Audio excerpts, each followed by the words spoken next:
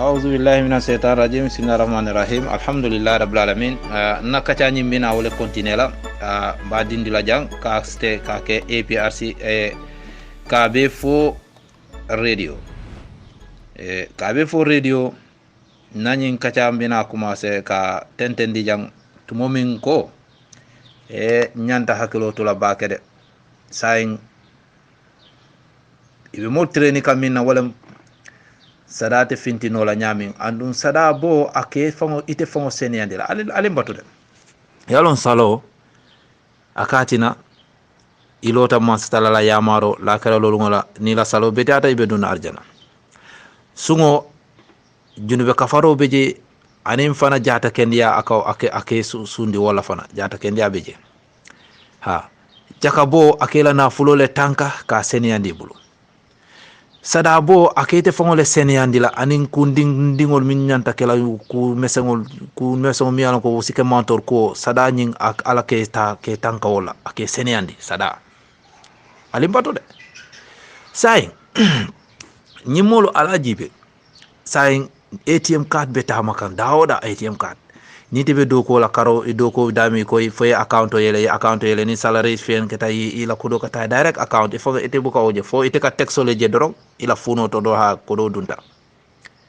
andum fana abanta sai ila kat nyim fana ni te fana ipaleta kodo nyin sola ta ila kodo la fana ite fana itata dawoda kato nyimbe bulu sai ite fana yemi ngomi min isola ta mi ngominna ibol tala wo any sop itata minna ni pareta fana itol fana masima be tol bulu ifana yela kat nyi bondi ya dila itol fana amount nyi ite minta ya dundi ya amount nyi bondi abanta yela kato murundi la kodi mu kuru falen kodi mu murundu ite ka wote jede hani yela risito dila ya adiata wo risito fara yata dos abanta yeta way kodo akayti may to jela sai ite ni momo benta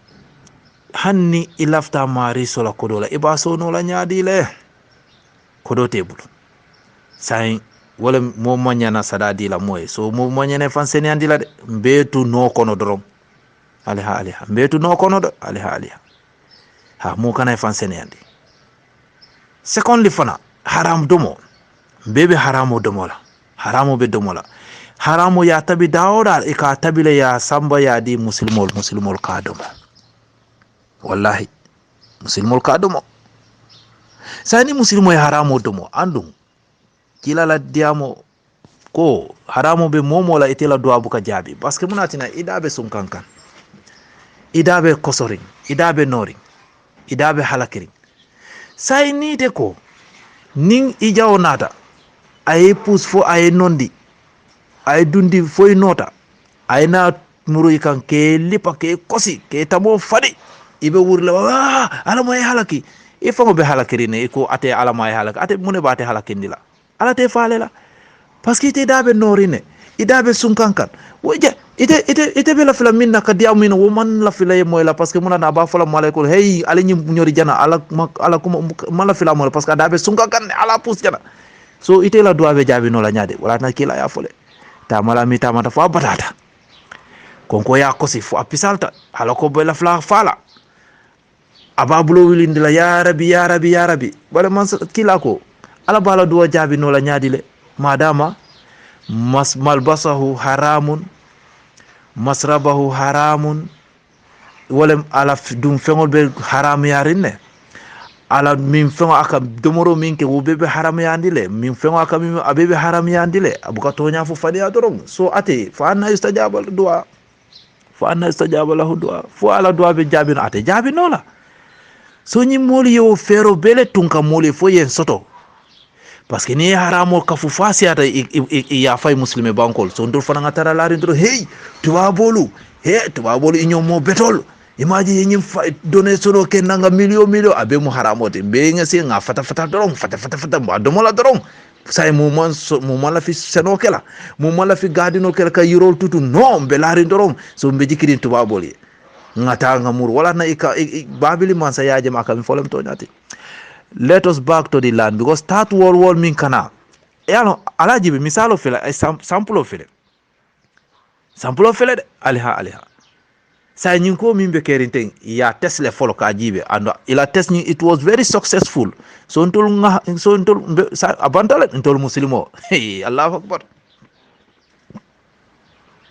Allahu akbar merci bolok Allahu akbar mina la lek ngay tandale test ila test ni ya ke nyaadi la ani mune be kering alba jelale wala non ko ali atayal jonki ma inlo jibakulu ataya jonki ya fos kende mata yewo suruba folo yelo yin ko molla moy amara jame jilan ko kay wo pareta kata ani prof baji yes I know that yeah alal baraka alama ala yaljo ala diamo kat la kulele inshallah ngal tentu bake anim bari ngo baytula mba konto na bake the last defender yeah fo uma touré dem famata wala moy la wo child famata moy la uma touré bare alama ala simbe tanka Mohamed Maron alama ala saljo be katomina just lafta Gambia la nafa doron wallahi say ala jibe ye mol tesle yen soto dolbe wurla coronavirus kirib kara dolbe puri la jana balale mbatude ngo say ite ñunu ila ñin fero ya male i soksita ntollom haram domo laalti jedula ya soksidindle wala na say masibo nata albala nata advantage nata muslime banko la tos buka fuf boje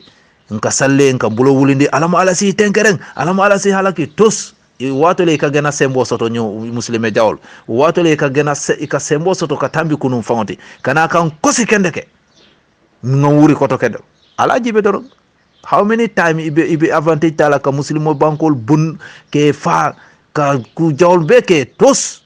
andu ila pleno jet fighter min kata santo itol tante santo te ala le tamala mona na ala ma wala jet fighter jani ani la ko ke burukaje ni ala pareta bibi no fly zone be kelale na ala pareta any fly mi wulta santa asi mala asi jani itol be si waru any missile lafta min jolo na ha asi explode je fango medli mistakenly by itol fango bulol kan ala man ko rikula bare munatina fengo feng any missile lafta kila dawra asita e jolo njaay halakoke ila tromo fo trombang o pleno mi mo bukataraje asita dawda diata asi jolondiroke ay mol fa tous wato gana sembo sotota munatina be nka haramo min domo yalo njeyen sotole sa alina kotoke ila ni second targeto nyin ani tatuan sai second target ni wole mo kana jaka bonde mo kana sadadi kana modi kana mo sokodola sai go ATM card je sana e soksi tale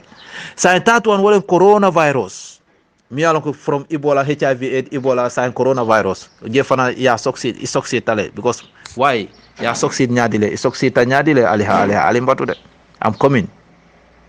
menyo mba abe ko ilale kabiring sasa nyinata yalom nyunube campagne la pour masihida jali di momi yalon ko fania dunia bela fania la bal masihida jali wala binala because atena nata ala fania be dan jelom fania la dandulate parce que abina yitande la ko ata falate mu anabi ngolete de yalon to sa minu kana wol ikado ja ko ate mu anabi ngolete ate ala le yaki ate krib kara ani ala kadiyamule yalo fania bebe kerine bare ate o nanata ate bina fola ko ate mu ala leti masihida jali anum fana ala be facility min diala opportunity min dilala abe cool bele control la any group mini sontala wolle be balula wolle be enjoy la ala wucho kono minu balantala abe wol be halakila lay wol be batala ibe mantoro sotala by and force tous andu ite tous no la andu ite lola ka chelej fona la period aussi tale ala fana ba burkandi la nyami wo fana wo beje wo diamu dolom parce que isa le bina la ka burka bado jandi wo bekela Allahu akbar asin tol muslime lam fringolo asin be kasara andu wala ñunu ifele mol tesle yen sotole akobe kerine sayin badingol aliha sayin coronavirus kabri ya test faka pare ko sayin nga dunia jibe bon fo hani kabi muslimol han kabi parce que pour ye dunia control ya jele ko is very easy for them but isilanta minna wala muslimol parce que ya jele ko muslimol ila believe in is so strong is so powerful andu idangam tale ite sonna parce que tol be laring ala minna tol be ngalo ko ala atelon di superior most gracious most merciful woto woma wol belari minna ha wokai intul fago be fani alela den tete hanya bo sai ngaji be fo ila limani abije fo limani atije ngi jija so ye fero nyin dundi ye fero la andu ila fero soksi tale ha parce que tol fana ila groupe be nyami do ni la misonol so ko morol min yalla ko be la groupe le kono e ke londi fana tol fana ye la misonol ke itol la scientist mo boal jawol fana ye la misonol ke wala ye posino nyin virus o nyin ya spray ya di ya jibe abe dunia konkon na nyami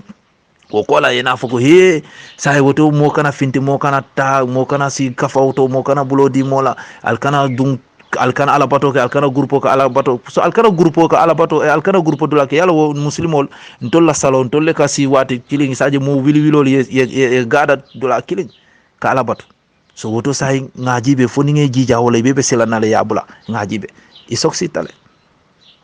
ha hani tol saudi ajang wadano ka kemisrola ni tata mo danta ite ka wolleje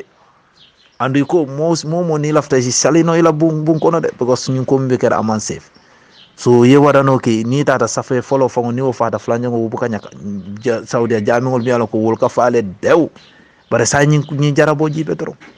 fola bongo sa jamin dol be je wol kay wol buka wori fang wadano ko kakele ba mo buka sonna tala andu ko fankanto lo it's no problem bot nyaadi lom sa ye dunia be ila kumo sa ay dunia be murale ay dunia be contrôler mbadi won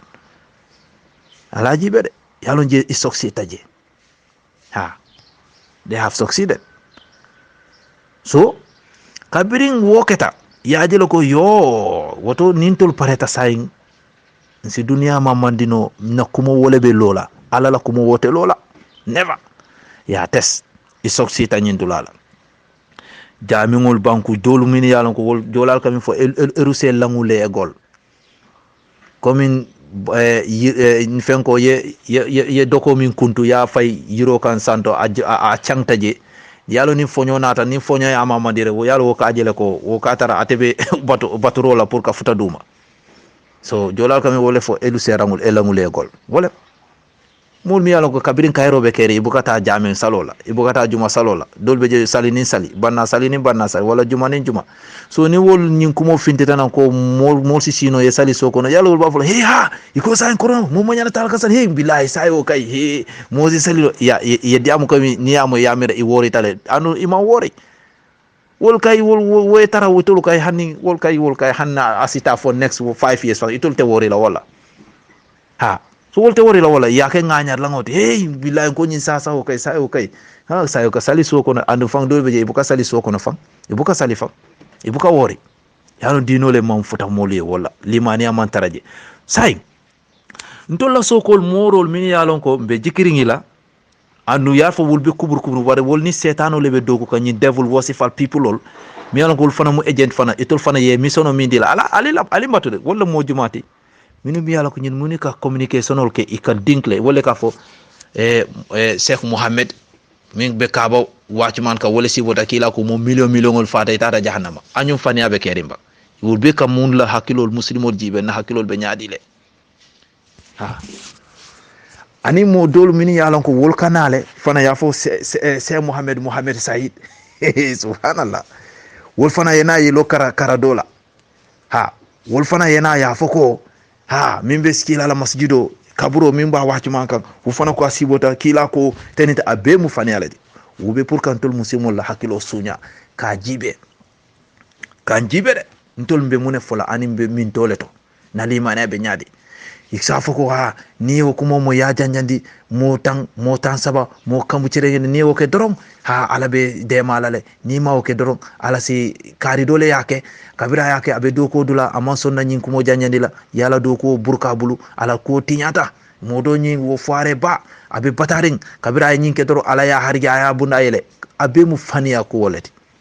baro be kan tolla hakilo sunya kajibe form still we are there or not say mien jakali nyin ko wala mbadi ngo wokata bala fatide sunu ba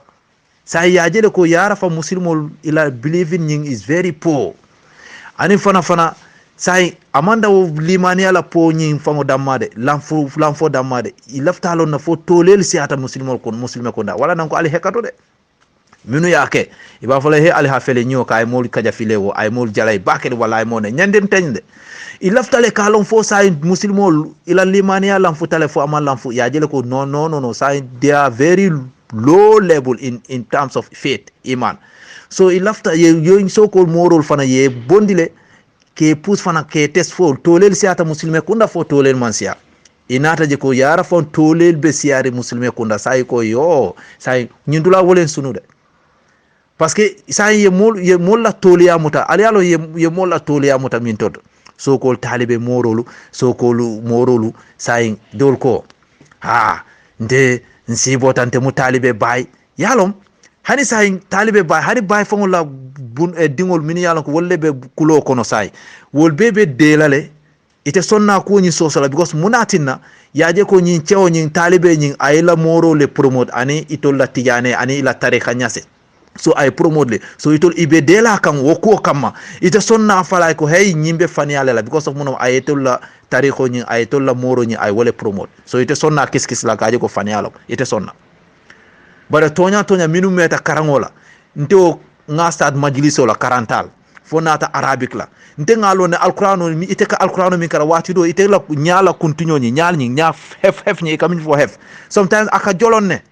adama ni ngola nya fen ko ni hef ni a continue sometimes aka jolonne wo manke nene maaje kuti nyin talibo ni affaire tabake bar nyinu fenne be duma forces mi ko yoke pour ka nyamatol jibe ani tolel ke jibe muslimol kunda ko mbatu nya jibe fon say tolel be siare fo tolel masiya andu ndesan tolel nata siya je nya kes ngo qur'ano ngo ndewo sinkali nim mari tema billahi wallahi tallahi alquran fulol mi alko alquran kuto nganna spexo le dum ngelondi ko na cewle ko na boysole ko na kafnyo don nyin ko nyim kuma mu faniyalati momo ite a'udhu billahi minash shaitan rajim fo ya to nyata comme alquran nata hudalil muttaqina anata pour ka mol kanandi mummi ala nya selama sotaha yo quran kamil kuto kutama fulol ya be jibele tosteje na tafsiron kaminta an ka jibe tosteje abe mu faniyalati bara yalo ne nite yata igimita nyami ba yele la ibe nyaajele kalaba iba kalaw la ya yele ite fango la nya continue fenko sang fango tani wo fango si jolonoje after ibita fo etambi muruna ya jibe etambi muruna ibite be o nyimi jibero mine nyaabe yele la nyaabe bitala e fango la fenko nyimbe jolonaje ite fango ya bondi yaaje iko afa mo tonyate anyum toli yate keri nyin dunya kono ye continue anene ka moy continue ka domo le bang hanna tara nyin ko mo fangon teng ndo na akamilon kaminu karanum before nyin ko wolbe fintila ndo kan na continue fango fenko nyaala continue fenko ni hefnyin ndeka o jele ni ngaji nga fe nga bondi o nga fe ala nga bondi wo metal wo amanke ko nyin problem bari nyin ko nyin kabra kata ko tama minta nga nyini man fenjeje na bo kafnyol nyinu ya jibele man fokol de jeje pot imeta ka qur'ano min bu hana maka alqur'ano fango nyin kitab hadithol ikamin jibe jama sa anni ko tambita no problem minuka alqur'ano kara ala korsi fo na ko tamina nata ite ka alqur'ano jibe wati ka karan ite ila continue jilaje wala ila hefni wala ika kitabo ila booksol fango ika nata ite murid la baleti iba jelale wo manga fente tos bare ye molla hakulo le sunya to le jibe pour ka jibe fo tolel be siari muslime kunda fo tolel man siya inata je ko yara fa tolel be siari ne sai Musa fogo ite continue yo bondi yake jiyo kono aliyamin ndesan Allahu akbar nyindula we mbala fa bake ay mbalo faale bake le billah mirata go say nyunu ya tes nyami ya sotole say ni sita koto ke damangol dag people develop dag agent molu iba falale ha abantale so nintol pareta say be dunia control lale parce que be ku virus kiline fayla nuclear kiline fayla dro nga jija nga dunia jija foka pare nga musulmol control ibebe tenko nale because image ila limani ateje wen sunule moy continue ta ayake jiyo kono yami andu ngalo ne continue buka domo continue buka tulu ni te yamin atata du ikan koro kono ay kof itebe toto la foye fa inenete kendiala amambetia hef nyi fo hef alka fo hef nyi nya fenko nyi malo alka fo ndi yami mande ko la ndema ite wota jolal ka fo nya umayaw wo ila da hef ni min nyaani wo katula jolona dorom akatula jolona wo wonde problem ti ite wota yake jiyo kono yena yamin Allahu akbar sayin ite haramadu ngo ini nyamato to nyamato mi a hakilo nyin jahase tale so ite nate jumale fisiato doti momi nyamato mo he bare nyin tole jibede nyin nyamato jibe abe tole ya manya ke ka hakilo le teje wala na be o tole ya manya ke bare ite say mi yalo ite la hakilo be tikererine 5 common sense bebe tamakak so ite ni wo nyamato nyin jumale fisiata ngamira nyamato le fisiata ite ha because ite yedde ndika kutama le dum mimbe seniari ha bare ate o dendika farringo dendika noringo ate ay wole dum ha bare ate le fisate tete parce que ate la hakilo nyin wole sasata bare ite o hakilo nyin wole tole yata annata filita imanna la alala alay purpose min kela ay brain min dila imanna lo ka nafandi ka use ka utilize but it's a very dangerous thing, it's a very nasty kulom. Allahu akbar mbadi mo aliha so say ñunu yen sotole say ndol nga pare de ibina lale abita domani ibina fere dole natila mi yalan ko pour ntol muslimo be mburkandi la nyame abni be kele la nyame say al si pare de ha ntol muslimo nga pare de say they are ready for us nde kanala de aliha ha ndo fara nga pare de bo say nani mo jawal so ko morol mi ala ko de wol among of them ibe tol fana use kanne ha ibe ko mol fola ha si bodate abe mu fani alati de ka kila fani andi so aka bonko kila ay dino nyin dasandile ama be nati de ay ku dole ma bo kotoke fani ajibe de konte hakilo soto la bang nte mira la bang nte silana ala la bang mbadi ngol nkuntol bitaka minto ñing firmens molu eliminati molu ñi bafomen molu e soxi talede right now saytul nila ni sita kotoke pour que la ferol siti kotoke ibe min fola damo wala hay muslimol say iman garantie wol kay wol lakurate bala say wol i fufule malom de e kay tiense ma ninna dolla fonyo nata dorom abe tilina dami bebe tilina wolto go sayim tol bebe silandine muslime kunda each and every one damangol kono momo isai ite wo kay isilata foare ale la de bare man sila alala ha ndesa say go nuclear wo bina kelale nyimu domandingol leti iben jija kanne pour kallong walatina itolle yaaje mekele tolla mo jawol gambia non jawolu so ko opposition coalition ni mo jawol mimman la fi kayrola i kafuta e tafawta ni molla pour ka yaaje me bonde ala yaaje kandila pour ko wole koy imaji ko koy tale ko ni so ko oppositionol minu be gambia ani mo dol mo jawol ani western forces ani devil forces bo karasol ha ifele ila ko koy tamol bulu say yaaje me is very innocent, is a clean man. I mean for UN ika molu fanyamin muna kulungo si finti Africa fa futa European la territory ay soje ay to nyale fode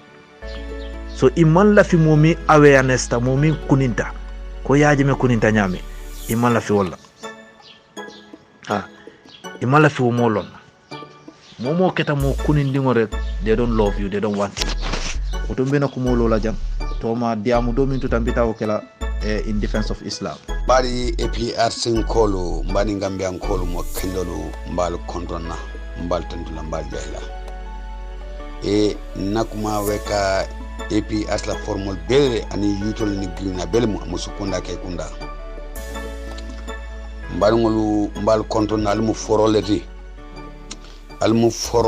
armadungo ni ko mu foroleti e fenneke nyanta e menke mune mo oti tonya kan babula tonyal noma wallahi billahi babili mansa ndolta jol nola alale ba jola mbadingolu est-ce que natara babili mansa be Gambia kono mbadingolu patoni politika patoni asala kodo bonda sa dunda kono mbadingolu wallahi babali bansabe timbomento ate buka koronati madungolu alimbe sinna haklo blaje ate koronati nolaya kafo ali palto sambano kasamba mungo sababu bar mungo sababu ni ye jahili man sakunda soto ye tajiri man sakunda soto mbadungolu uka koleale pour yoke alhamdulillah rabbil alamin mbadungolu mbi alten la bake momo be APRC formol kono amantra APRC la formol kono al dukare alingi na nyaton ko alingi makoy wa manke kafo kari kiline mu wala tili sabale mu tili lulem tili tanne mu makoyo ni sake wato sake wallahi $50 ndele ba fola odeyata bara man doyade $50 man doyade $50 mo ko doleti de $50 mo klingo bondi ate tor la fenna wallahi billahi bare kaf ñola jamale mu APRC mu jamaleti APRC mu Gambia beleti ni nga fay ke kaf ñola ke kafu ñola mbadungolu ke kafu ñola mu ko doleti de al dukare na nyaton ko la baga solu ye sisile ya motol sisile ni motol ibukani soro abadan wallahi billahi ibukani soro ye motol mensa ye sisi ila motol sisi bulu kon nan tayakan ni hasidi yakan ani jaw yakan ani sayinte ma sanji jelu mbadungolu alimbe salon ka fo o moto bu ka soto wallahi ta soto la abadan min ta soto de nga to gol ta soto de wallahi nyum man sekunda na da hasidi Allah ka imanda olan ila banki account ni president jamme babili man sa man ke soto babili e bank account men na amalum fes ka fo ni banki account be ni no yo banki account fango ya CC mbadungol say president nyamel baga solo ye CC Allahu akbar mbadungol nga tonya fasa billahi wala APRC ngol wallahi billahi ngal kanule wallahi billahi forle malti nanya ton kol forle malti wallahi ali abula munna ali abula alala ali fi mbabuta bo mu alaleti kul fakun mbadingol APRC la dungol mbal kontonat bage APRC la dungol mbal kilila APRC la dungol hanni mantra WhatsApp group kono mbal kilila al dukare alingake alanin kilaye momo $50 wallahi billahi wata fen dorla Allah mbela barñim $50 ni kaf ñola wallahi billahi APRC dungolu ani gambela mo kendolu wallahi aussi na pato sabanyato billahi alingake extifol fango fele yaje ol fana ibe ko do bondi lale ndel membe no man ni ko APRC la mitino fela wulta a belebe bola wallahi billahi alhamdulillah gina nyata gol fasa bage hani sai alingi na nyata gol fasa tallulu wata fendi nyala hanata karu fula kono ite tallule bondi wallahi billahi o kanyanta hani karu saba kono ite tallule bondi o kanyanta that's for uncle moma chaji de moma ali chaji that's for moma ali chaji mota ali chaji la that's for alinga wuli alinga mama that's for uncle alinga wuli alinga mama iko imu APRC leti 100% itemu APRC leti wallahi alinga wuli alinga na nyaton kulu alinga nya jofita bari ni nya jofita dadoto ni adama dum kabbo alhamdulillah mbela dimbare kataje hani sai maringolu alinga nyoma koy alinga nyoma ko nga kodo bondi ite kar saba kono ni singoro bondi wi mumbulla wallahi billahi tabolla kakafilale billahi wallahi tallahi kar saba kono singoro lon 5 euro iyo le bondi wallahi nkalta ala nin killaye ya bondi ti hani clean atabolla ila kodola mbafula ya abata bola ila kodola nyadi because 1 million ni 5 euro la ka fumbala le bal kumalem akam men na fila wallahi bila ole seta 5 euro nyinti because ibe gambia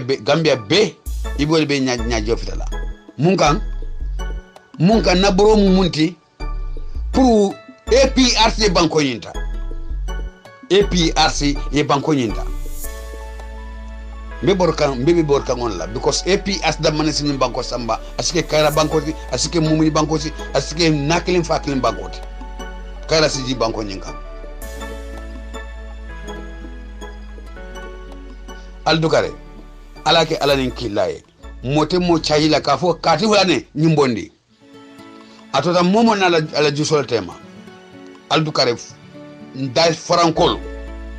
forankolu alinga mama diaspora nkolu alinga mama diaspora niko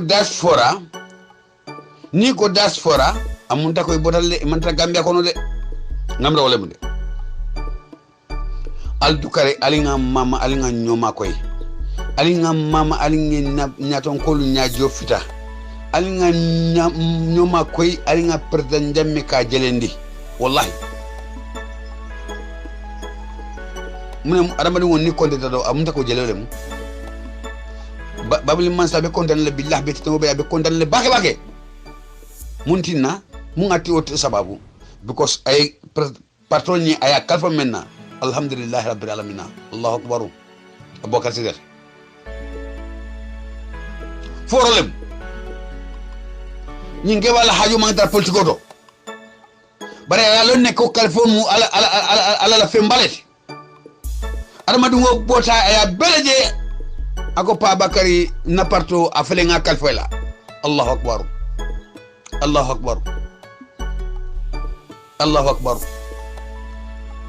ya jame menke ay menke nyanda woleke ya jame menke alalla ka ko ka faya kalfo pa bakar to mo nyadalla marungol saya to munna atuda pa bakar ni ala subhanahu wa ta'ala telema wallahi billahi nsafo aboka sede mbe kontonna pa bakar tombo njata mbe kontonna mbetendula mbe jahila wallahi pa bakar tombo njata gambe ankoli ye nyafi jofita pa bakar tombo njata gambe ankoli ye jelendi pa bakar tombo njata gambe ankoli ye sondi wallahi ala be sondele pa bakari wallahi mbaringolu alinge na nyata ngol makoy alinge makoy make kafo muhammad bajabe europe le hani wallahi billahi tallahi kala la ngile make o kan hanni be sokono APRC la ko nawolta don wallahi comme munta ko nakole wolta APRC la ko nawolta da munta ko nakole wolta mbadigolu amantra ke APRC be ndala kono hani APRC malafi fembe na malafi place la APRC kono wallahi billahi bar lafta menna APRC be doko menna Gambia kono ye doko men ke Gambia kono ye mol nyaajo fita nyamena mbarngol alim fana ngawli alinge APRC la nyaajo fita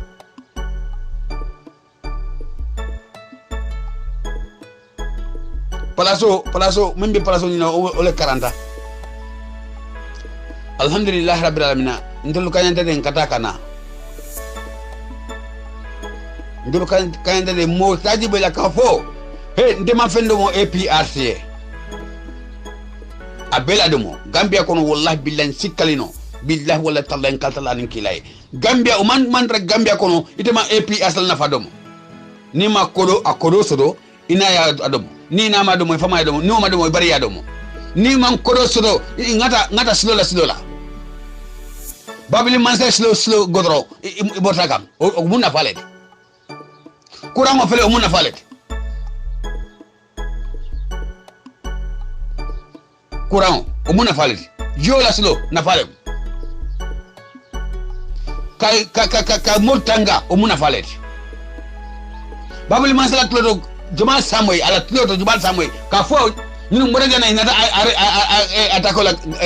basse wala inata atakola soma wala bañu fango sera ko na fango juma so moy ita moy la marol et puis asa dungolu gambia mo kendolu alinga dukare alinga wuli al dukare alinga wuli billahi walla alinga wuli ni hasidi ni mbesen konne ya tajiriya ni mansa kunda ibuka mo la ba so sayma wallahi billahi tefele nga ofore fonni malta de adu malo ken tambita malo mu sekili wat kilinati kabri wata men na sida al karfula karsawa wala mo maloti imam malu ite malla silam billahi ni adama dum ye fenke amanyinya ina ndemra amarugo inyanta kilifula drom malo etambisa isa amarugo la ko salema isa amarugo yam fanyini bar ñun man na o kan ñun na man sakunda ni momme mala fi ya jamila yi ole tombo ke kafunyola hanna rebi america le ite ke mala fi ya jamila fes ike klile ke nadle yedu ila man sakunda ñun kono bari alale ba janjala wallahi alale ba janjala al kafta setane silola al kafta fane ale kan ala be al janjala le wallahi hey ku kurungo nabe bola ala e men kana ke bandi jele ake bondi jele fes Allahu akbar hey maringolu gambiankolu alinga sinobula gambiankolu alinge nyayele ajibe arabol freng ya lonne ya jami mundi wolle ya jami kanu katambi gambiankolla ya kanu monna ka fo ala islamiyani ala mu'minani ala finnandani abedo ko menna alaje ndul gambia alhamdulillah rabbil alamin mbenni moto mbikayrato ngo ala malla finyin kayrala Allah subhanahu wa ta'ala malla finyin kayrala nyam malla finyin jajame bol manda ay sanje ay ñu gambia Allahu akbar o mo falaki gambia de billahi wallahi marigol kuma do beje ita fonu la fo ya fole tonyele mum o mu ma manke adama ko tati mo wala talet fo ma fole ko ñu gambia ole sante da tay hanata tuwabo la manda gambia be nyamena yamra demra bi o wadu la fisata beti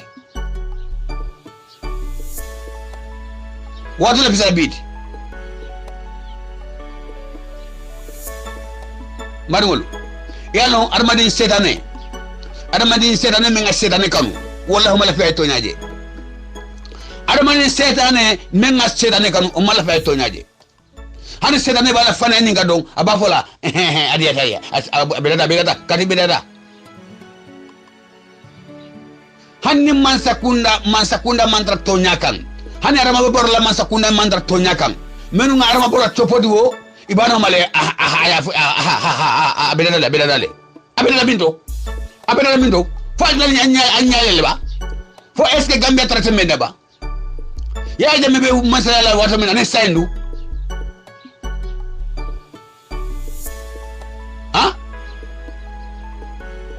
iba bola hani say hani ya jam la man say ni manki alda do def wala hani kat hey armadungo ikamole kelendi mota ko ngotule la ala fania kan ka fo be ko ngotule ala wallahi billahi la ilaha illallah kun fayakun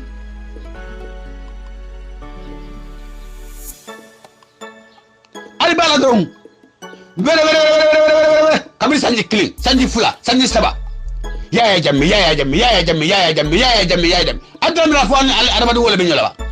hani non wallahi billahi alni ala be nyola billahi ajibe wato ala fa don ala be alla kuma nyaba kala faniyat fefedi katikela fefedi ali yolo no sala ko maru nga bagasol sisi bagasol wallahi billahi tallahi ngal talla nin kele ali bagasol sisi wallahi ni bagasol bebe la bola kling adama baro manke mansa keti men ka tonya samba wallahi billahi men ka sala ala adama baro manke mansa keti men ka sala ala adama baro natra kere mansa keti men ka sala ala billahi wala tende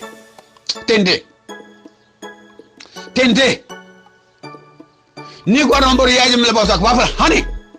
alin kana yaaje mela bawsa ma yaaje me ay banko ni ndokole ba jomale amoy jomale aboy adama baro ladda ala ba fol alhamdulillah rabbil alamin fo sale mole ya kuma fa ay amoy momom ma ala tendu ala menga boni dina kono ama ala tendu o timo tendino ba atakela billah atakela momem ma ala tendu ote mo tendu la dina kono wallahi billahi tallahi ngal talla ni kilay atakela banen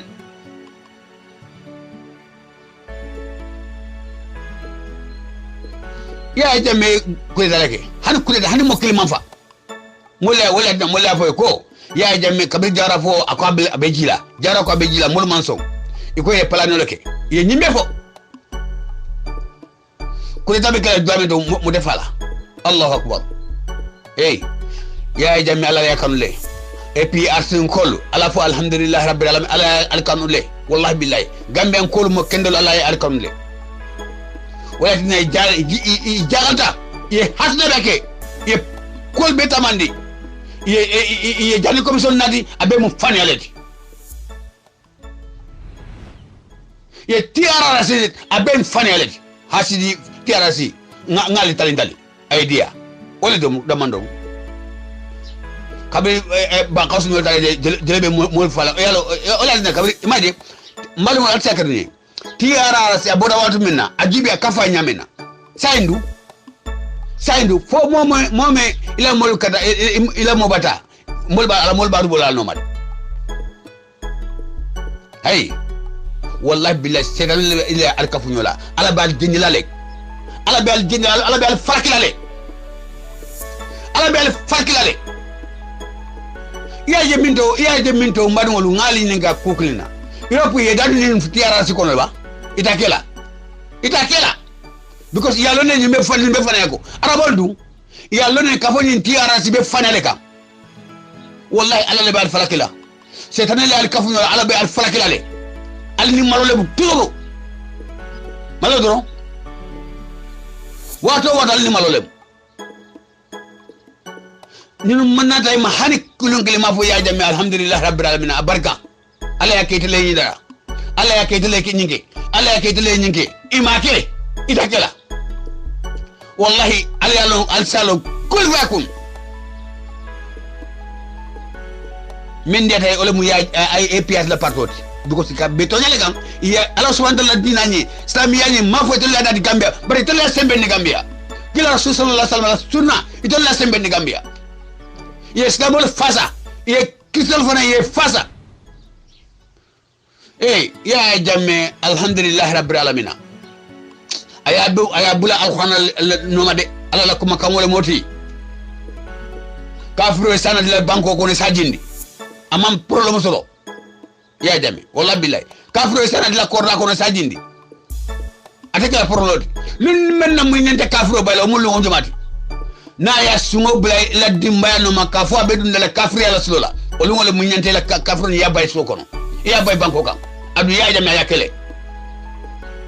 alko albe ole kele dila alko albe kuma jaw fula ole alko albe fanala la ole kan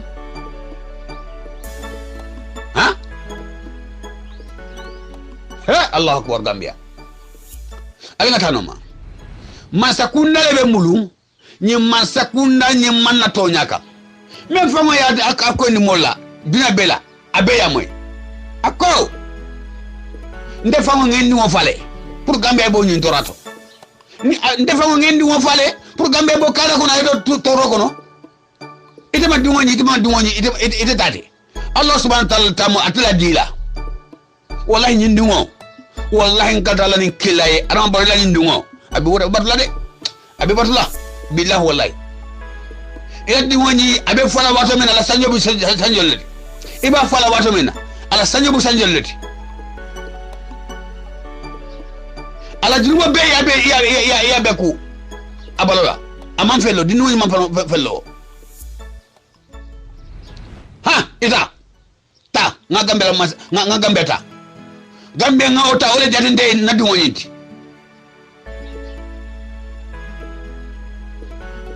na gambe ta ole jatende na dungo nyinti marwolu anden haklotula mbafola mbew man sakundale kafo kajila noma wallahi billahi ngatala ni kilaye ala tisonola billahi wallahi wato malole be gambe wato malole be gambe lungol be fenmo la banya tammi mo la ploto ya jami ala ba makola APRC nkolo mbadi gambe ankol mo kendelo ngal konto ngal kili momo aldukare alake ala ni kilaye alingi nanyaton kolu nyaajo fita alingi nanyaton kolu nge nyaajo fita le yallone kati kafo APS la dungol mu foroleti wala bila yallone bari hani said alinga wuli ni ko tisa tonata be piasa bebe kabore ka tisa tolsa wallahi aldukare $50 momo aldukare alinga mbulo kafunyola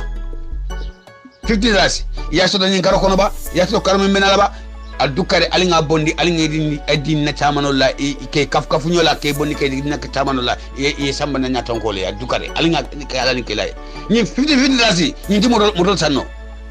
nana to ngol modol solo ye na modol beta taybulu aldukare alinga ke ala ni kelay alinga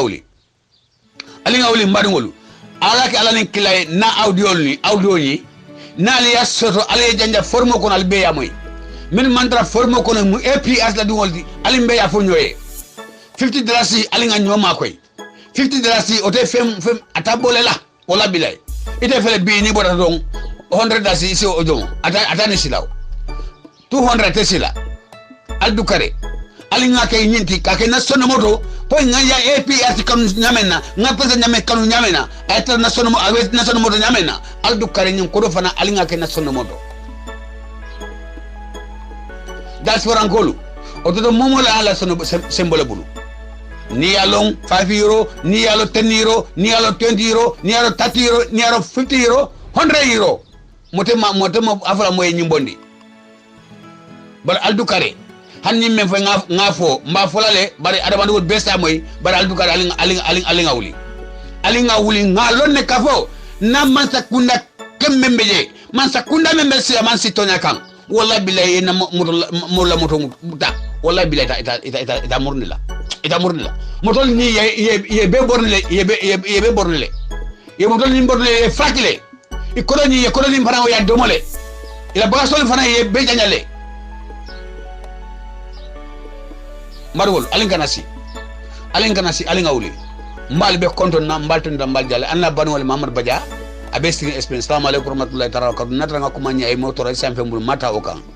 ngata menkan ole mu badia katale mu APRC mu badia leti APRC mu badia katale Gambia ko mo kendol membe siri be APRC le badula wallahi billahi ngata la ni kilay alimbe ya jibe nyola don because ni APRC la mitino kana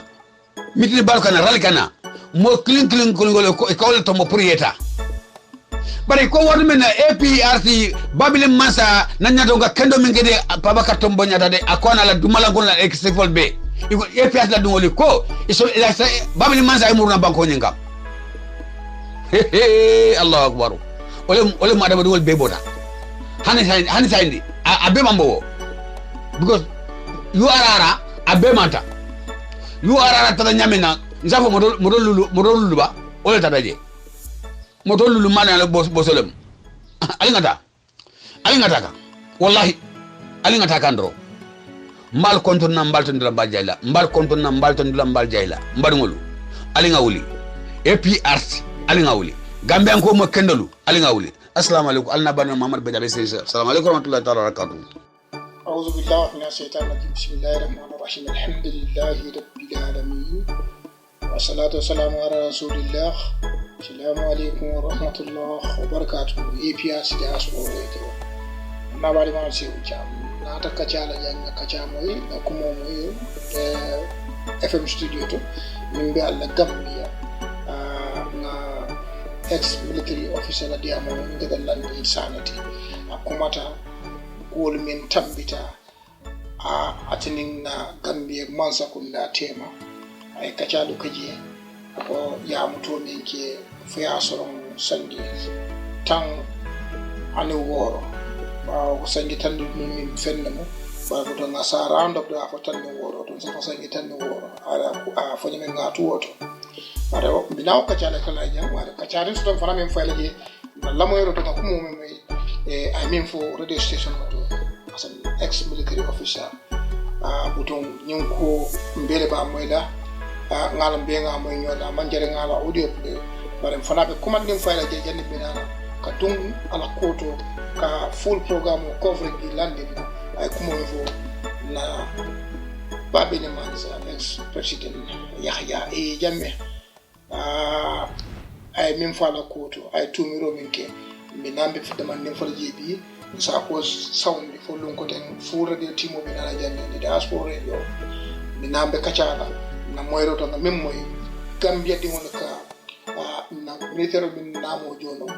afana bo mo le ko no ata afindita diamata mboko jibela na program ko ten to bari bimbi na da mande be ko nyin kiskisi da mandin to na bunda ile ngatu wanya mafunda da program ni kin popa na ba de ma se o jam APRC diaspora radio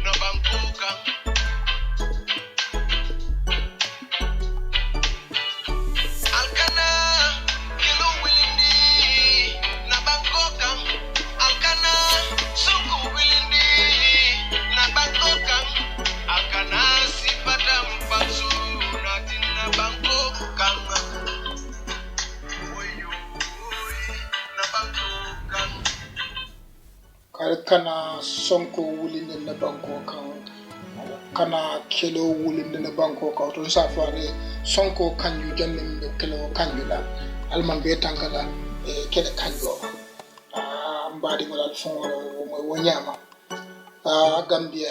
be dentala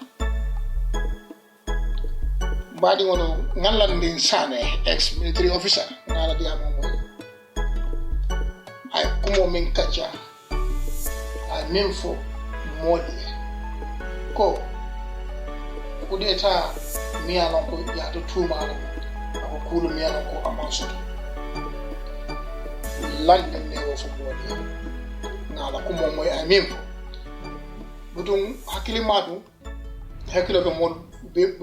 dita hadama di wala nimbe ya fatanbi budum ne ko je sa hakkilimata mano na kunna miro ke min ka fo to nyaba ko kono fo asike no fani afana bi follow jiko nga benje landinda kumota diamo nyinto ay diamo menke momi ala ko ite mo sojaria ko menke ta la sojaria ko ika podi ika ta radio to ibe kumodo fola miyalo ko iman tara kiti siranka ibo fola sakombugo nyama ite ko kudeta le kadi ko ite so kudeta le ite dum ko mansoto andon kitio kata e afon ya fanyi mon code marshal akoya soronde bar ko ni man ko ba bari ni ala ko be lande min fo la fa damen bomma la ton ko damen bo trust daman landing ko ate biri yetul akis kude ala tambila almamo bantamito alman nema ka fakir almamo yani badi sawa de flo ko to ma be landing ko itata ka ate ares ala sole ko be itata ka ares ko jamal na ka ate ares ji ako babili mansa president Yahya Jammeh wole tata ay timole nyaton kaya sojaro wolu kono ako ex army commander fana bije men kada Babukar Jatati woni babili mansa libo timo kono babili mansa li pour kada takate ares la bare mbadi woni ko jahalo wata mona nimmo mo hakkilo fankata ñing ay mo fu la continue la o tembola Gambia la sojaro be kuntilu mu ñinde to babili mansa anen Babukar Jata ex ami command wolde tataka ades ngara femfeye amila setup no ni atara ataka min fo abole nyama ngamere min ñintante kata kate ades o ma ñinde kala présenté walla ami commande kata noma fo dum militaire dum wolu mom wolu soto yalo ko wolle ñinte kata ka wo archival conduct min ni ñing kuntiyolu mankilia nte ko la ngalo ko so le nga bayle ako birin yunnata je suuto la mo ako suuto talandani ma fola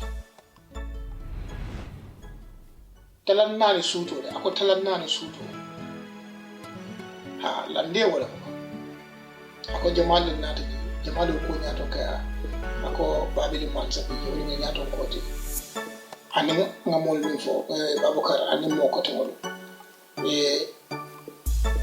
amanjere ko beto fo bare butum min ko mata min ko kono babili mansa ako wole ko nyato kaya wole kumandiro ko priye kido fay ala bun kono ate bun kono de atia moyle babili mansa wole ko kumandiro ke kido fay ala bun kono to lan dinga mara ko fa telefono ha bawi be bun kono malam be kire bare mole banta moy commande ya kan su de folo ko babili mansa no ata manjero ke folo akwa kola wala kumandiro ke take ay sembo di ko ya bun de afa wala ya bun abara mata wala nyama ye momi e ko ye kumandiro ko pour ye fa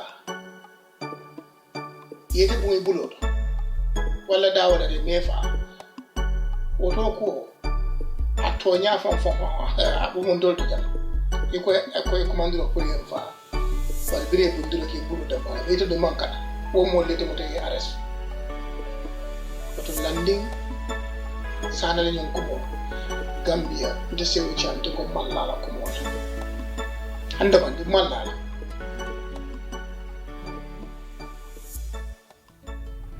ko nga faale ñen to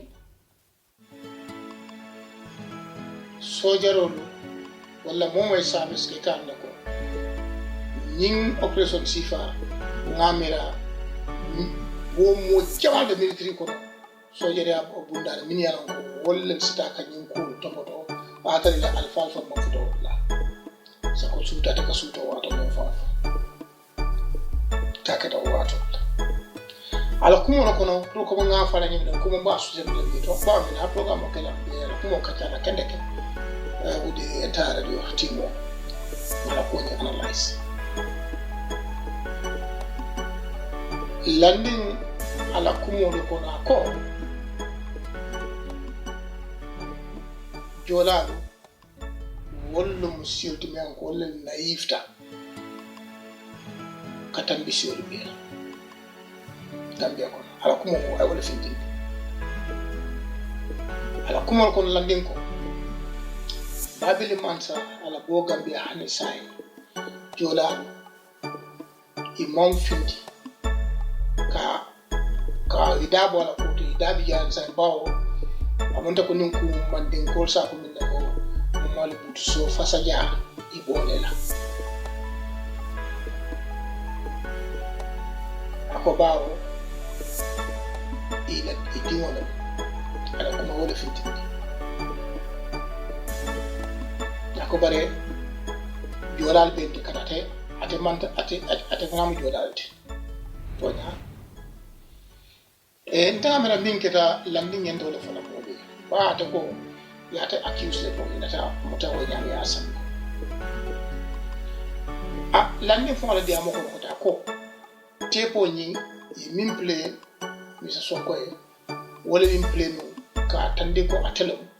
ala ya ke lumini ba ta sama ko ma salto wo tepo nyi manna clear no ko ala ya ke so mune ba na ta ko ala ya ke ko voice mi ta findo mo ko imam mo kan suite do ata sonta ko non ko eto ata ka diamo audio do bare audio ni voice ni take me to ata ka min fudo ka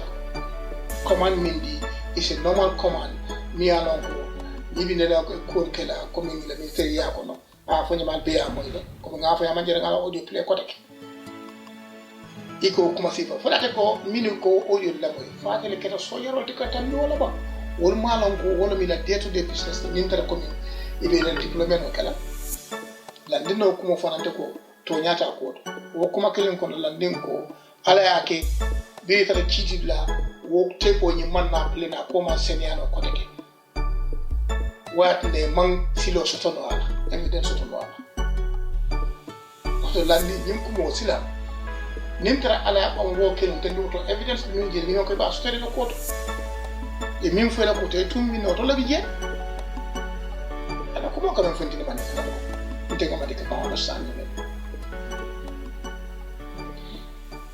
adu landin nata foko ako jolale kono e bunjanje mal je gambiya mi ano ko jolale ado afallandi tele hakilo e jamfa landinga kilo jamfa muna fosio ko wo e bunjamo do wole ko wala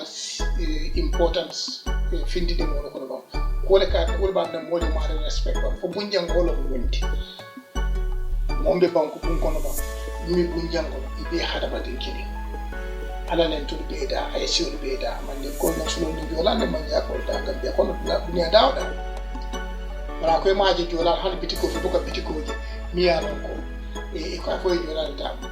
lande fo audio ko ngama ka te la nala on official business wala fo ata man ke jolati fadre jolal be jolal do nyaato ba demalo ba ka ball drilling aga ball construction and other things pro manager pro ka tandila denna ko aka kumo min fo e mosa tandala ka ta la se nindra bunya wala ba tinna so important wata kamin fo to nyato ko dan sa fo nyama da dai aka min fo ko jolati yemi bunya so to da ko bunya mo mai important bala hukumu ko to nyati Landin Yamo a tribalist in his own tribe. At a form of Landin. In the 24th century, Molu Manyan Nale can you see Kumolfo at another fort a Fala Odil for a Kofo Communicatala, where at Nafa a cartoon Sion, Landin Montimianco, Namera Moyant and Landina Kujimila, and in Ajam Sek, Udipila. Deputy Secretary General anola ko be kidi katula ndim fana siol le tonye jam han akara jola di mota jam fala siol le tonye alo mu tonye repart ay ajutu sa jola be la ala ni ko fo ko mo ay nimfo landina dia mo ko na ko nin babili man sa presse ya de man da banko ate fon be chidi o tala ay uniform ta ay ta ay wobum aba ni dala ate diwol soto be wolbe kata kebade ye landing to nya landing hakilo ya jafalde fo landing ton ne kidi o fay nyaado dunya ko ba min to ko gambe mansula kidi la min se fay ni se mo fa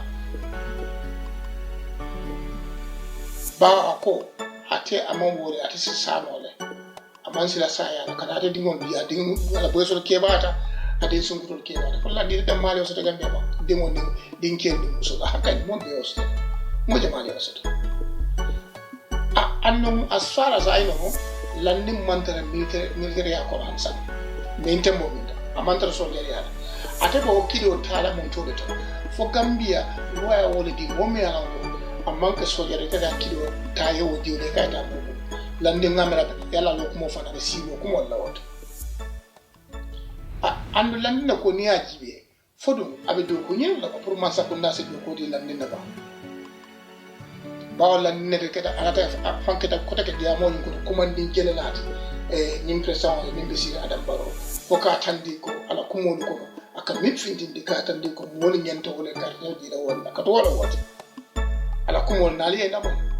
landing kido I mean for that in this interview with the FM radio station amanjere ki radio station ko to para na kamio anen jono so mi aka apelo wera do ko leke ay kan lande sare la ko fa ka la moy la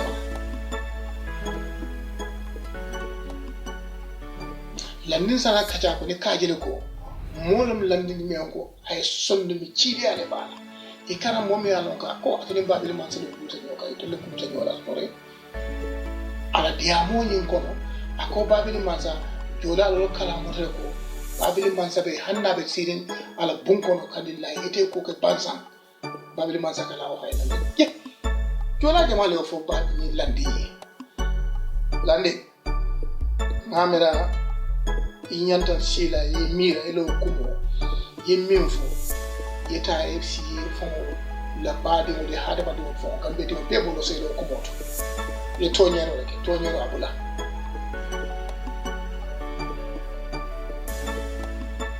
mo inyanta example kendula setla tandila sakoyta ko idimo ke baata ni dimo de yendi amo mi rado de yentam malla ne ibe sina de ko to ke tan fuloti e moli nyinin ketala lande moli lo na sojari yako ide mo je malle sojari ima yete ka fa idun inin baajol min min dunta indi ami ndol be nga lonne mo chamalla mol ko min jointo ami amman kete de mali je lande do man diamo de woy millon la ko ni ngata fo jambi lande to nyaato ne ijiko be nyambe ila nyum ko mo yum fo gambe di jamaata na leena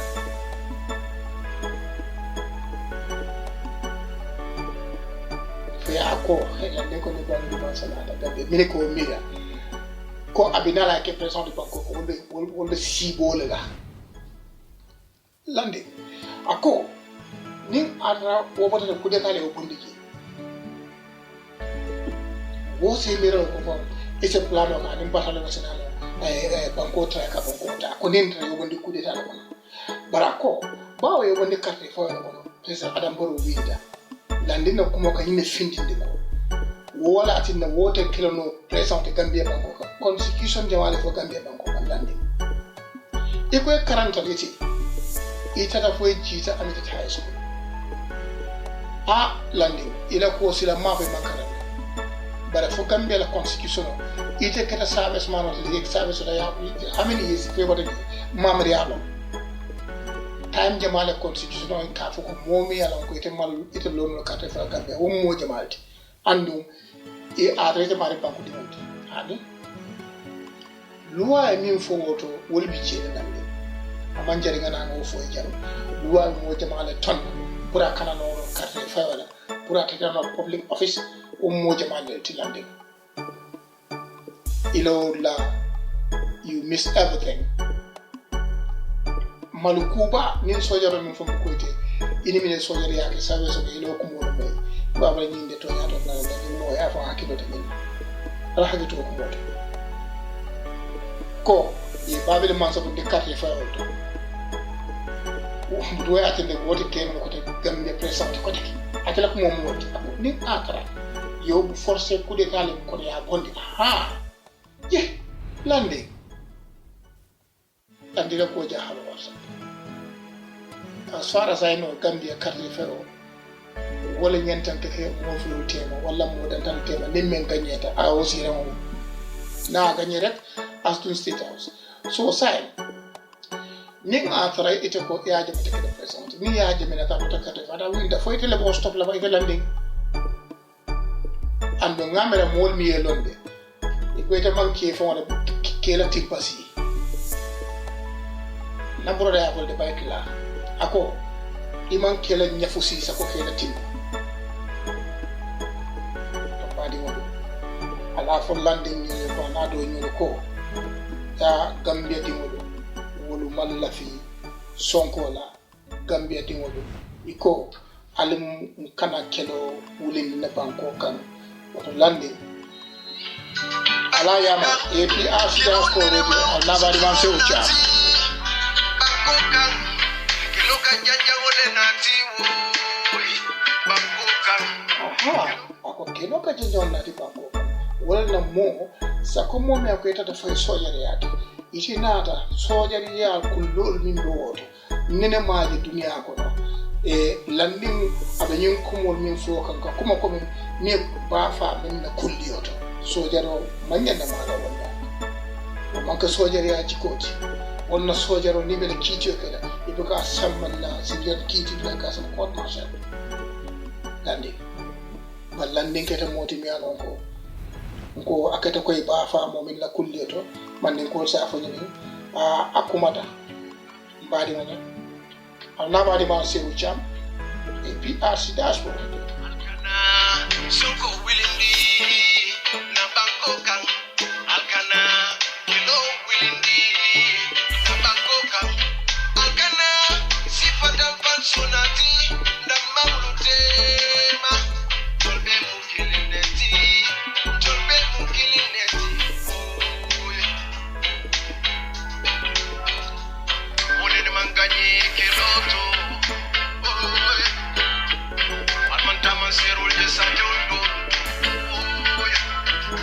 landing eko mo man gagne keloto falman tama seroje banko dole so landing ite multimialon ko lefta kete fon kamolu jutunde ila siola kamolu nyambondi ila siola bari ngaro barako ite mo barako soto min sati nda mo se nyambuno ila siola min keta jolati kadum jolande madden ko fulolu anen sarahulu ni serero beki di Gambia wol hormone buñay mo tema ite manyene kala dimoti yalon ko iko ite kana ite dole be jolale kajafina ngo ka fo mo de kon fa jola mba jola ma important Gambia be bakili be fakili